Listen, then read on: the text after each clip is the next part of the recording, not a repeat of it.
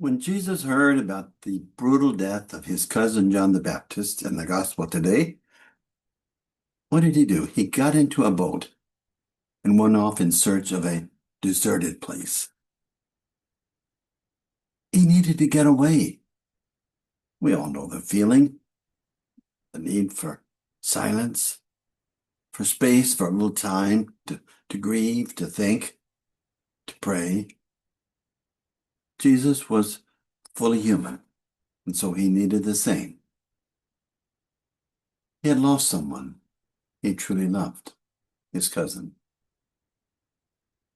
And perhaps another thought came into his mind. If John has been killed, maybe I'm next.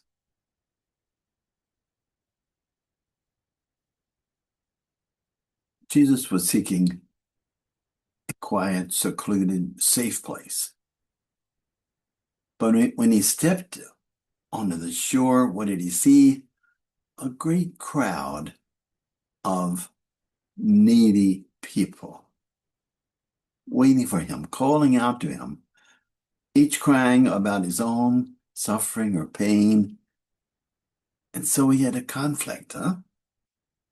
What would Jesus do? To choose to seek this peace of the getaway and dismiss them? Or to respond compassionately to the need right in front of him? We all know what he did.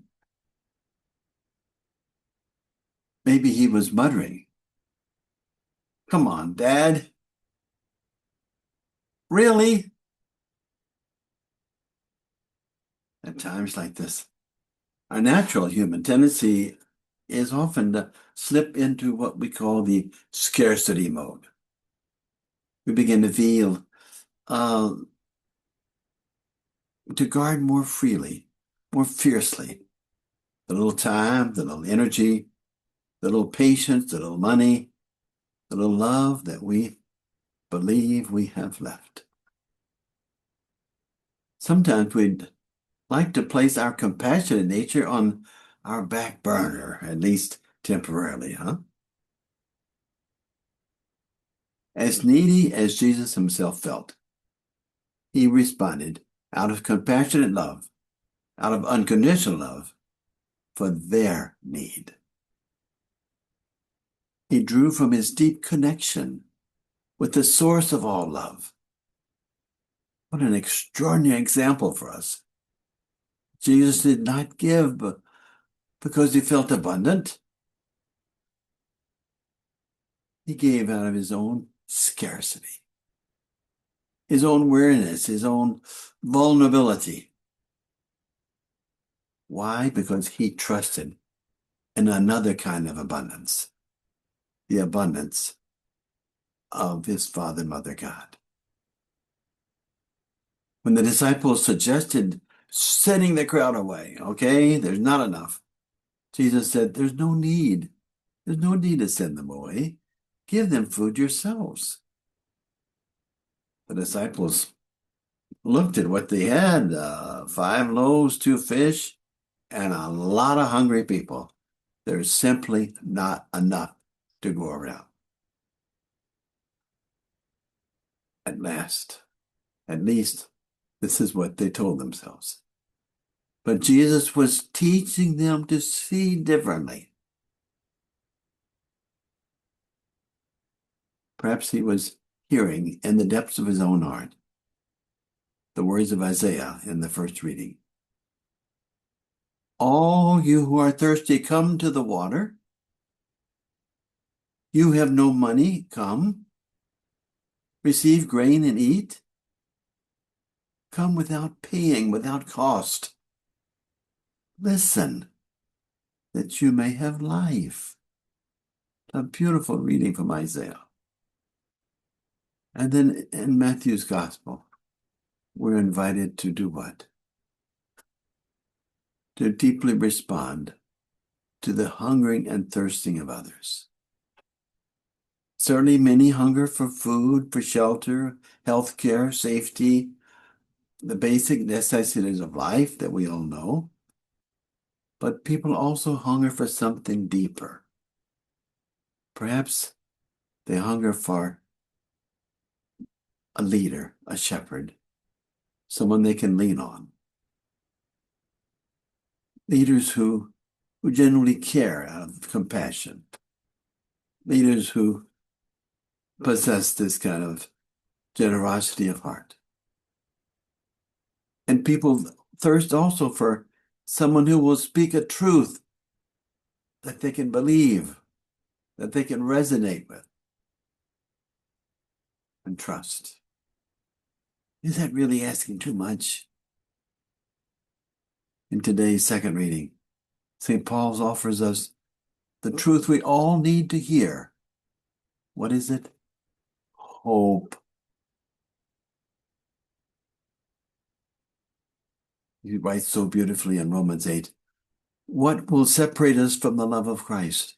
Anguish, distress, persecution, famine, nakedness, danger, the sword? Paul's answer is a resounding word. Nothing. Nothing can separate us. In all these things, we conquer overwhelmingly, through him, with him, and in him who loves us. Friends, we know that we live in a time of uncertainty, a time of anxiety. And yet the conclusion of today's gospel offers us what we need, hope. That all ate and were satisfied. Not merely fed, they were satisfied. They couldn't take in anything more.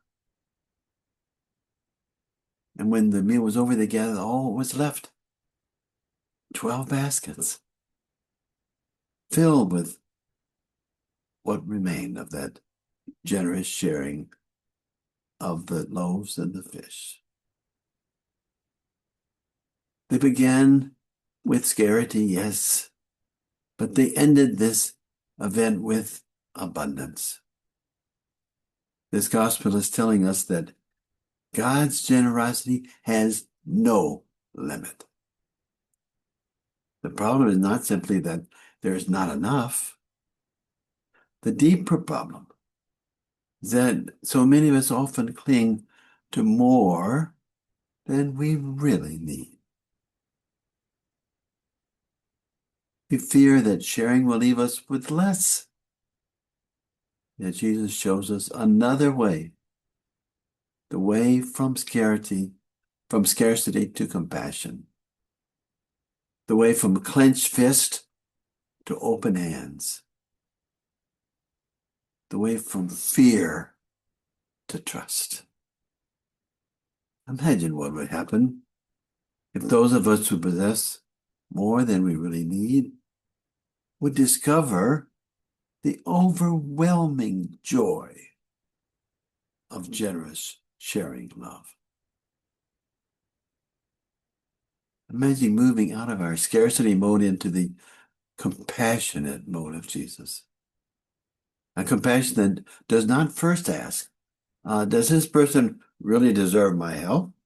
Are they truly needy? Will they appreciate what I give them, okay? Are they trying to take advantage of me?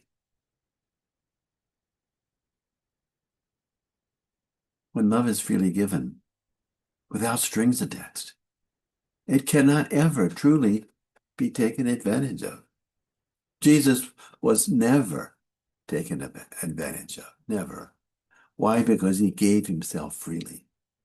He never gave out of obligation, only out of unconditional love. No one took his love from him.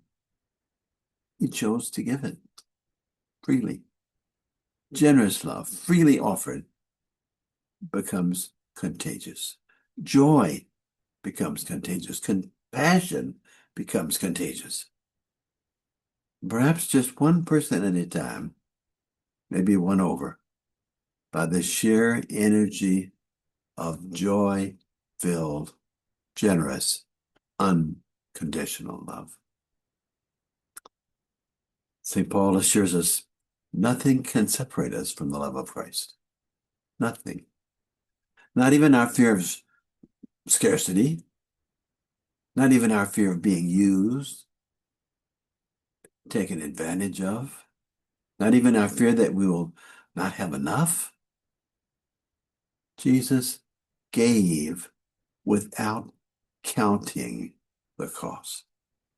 What if we could give without counting, measuring, judging? No conditions, no guarantees, no strings attached. Do we dare allow God, permit God, to enable us to follow that wonderful, beautiful, outstanding example of extravagant love from that humble carpenter from Nazareth?